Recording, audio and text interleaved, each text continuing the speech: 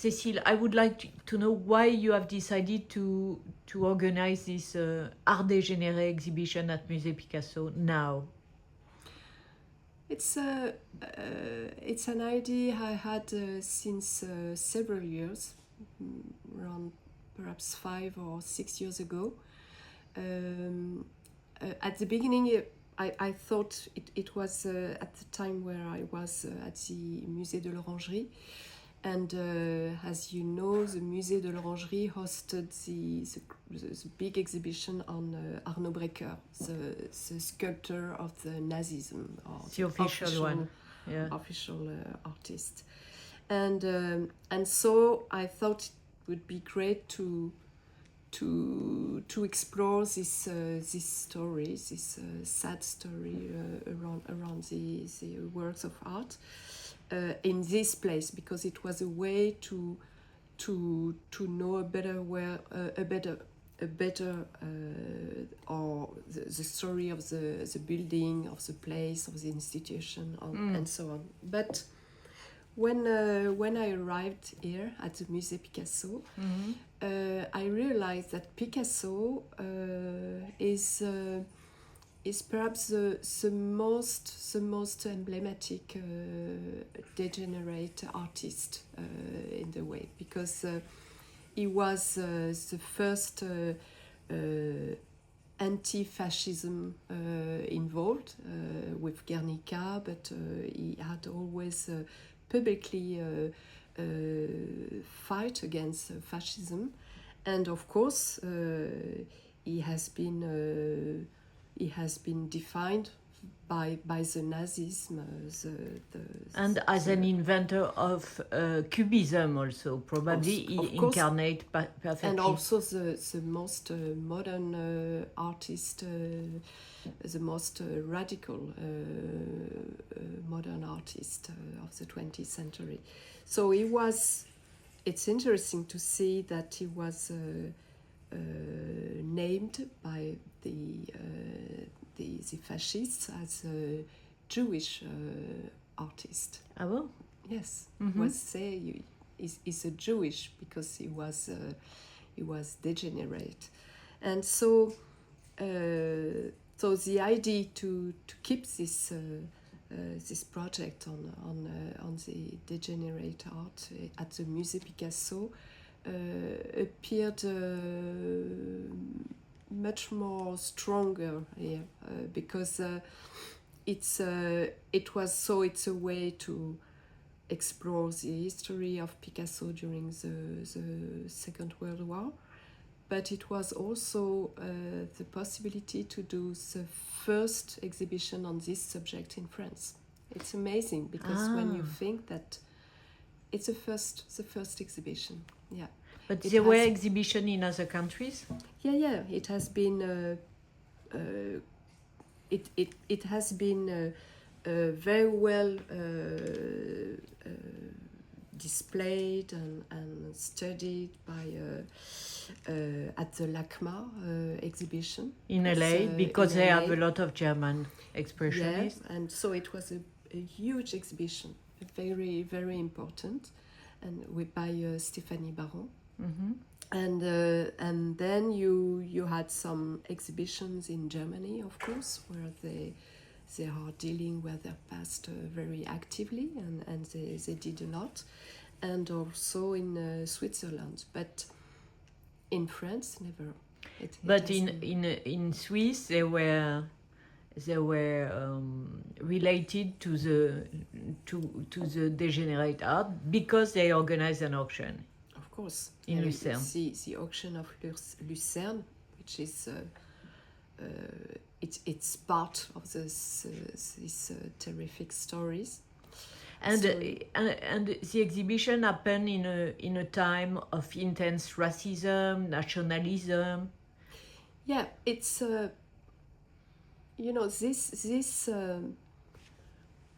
this question of the way how the Nazism did a sort of ideological attack against modern art. This attack was totally political, and this was the prodrome, the first attack before they began to the Holocaust. So it's very interesting to see. This is the first act, and then they will do it with people. And where do you humans. think this interest from art come from? Because Hitler himself was an artist at the beginning, or tried to be an artist? You have no. I think, of course, this is one of the we could say the small or the biographical aspect, but and you have in the exhibition you have some articles in the media in France, very ironical against this painter, academic and without any success, which was Hitler at this time. But no, it's true that the attack against works of art, but also against literature, because we are dealing with works of art, but of course this process, this trial, was done against all the, we say, works of spirit. So it could be literature, it could be philosophy, it could be architecture, and we know the question of the Bauhaus. It could be works of art, and this attack is the beginning of the totalitarianism. It's the beginning of the way to eliminate all the forms of the opposition or of freedom it's so we are just showing a small part of this story, but for us as a museum and a museum of Picasso, this story is very close to the story of Picasso, because in his archives we have all the articles against Picasso, and you can see in the exhibition it's huge. All the showcases are filled with all these little articles against art dégénéré and he kept Picasso, all these articles, Of course.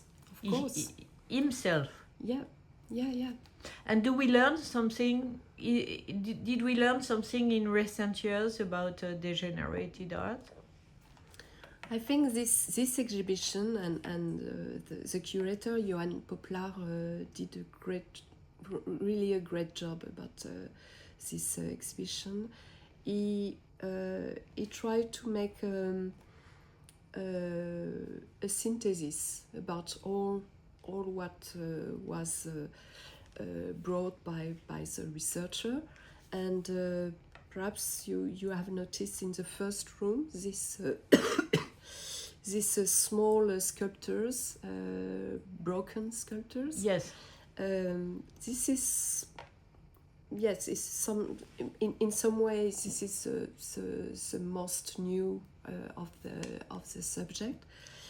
These pieces have been discovered through archaeological digging for, I think it was a train or I don't know, something infrastructure in Berlin, and they discovered these sculptures which were exhibited in the Art Dégénéré exhibition in 1937, and after the series of exhibitions, because it has been circulated in Germany, they destroyed some works.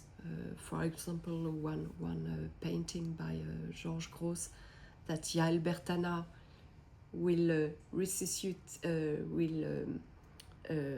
back to life in her video. We will in March. In March we will present it, and but others were gathered in a sort of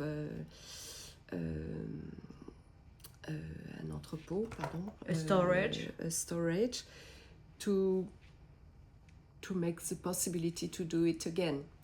And so Berlin was bombed at the end of the war, and these works were totally destroyed. And so these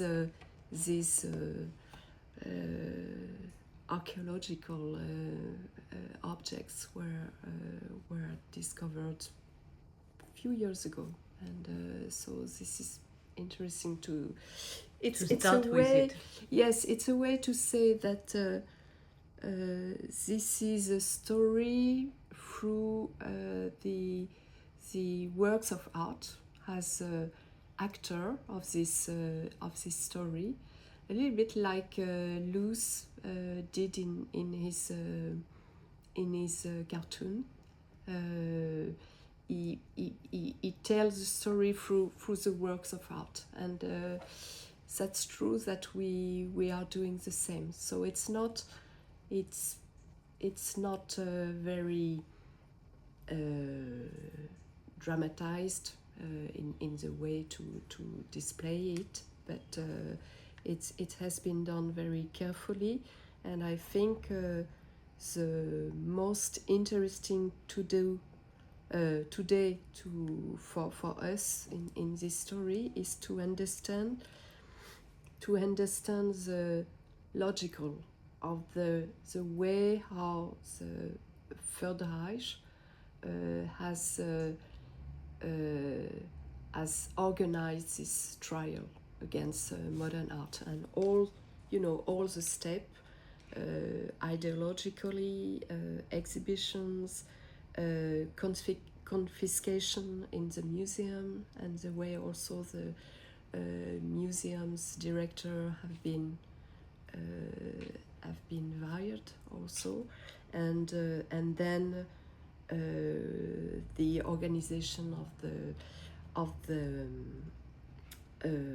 sales to get money, exactly like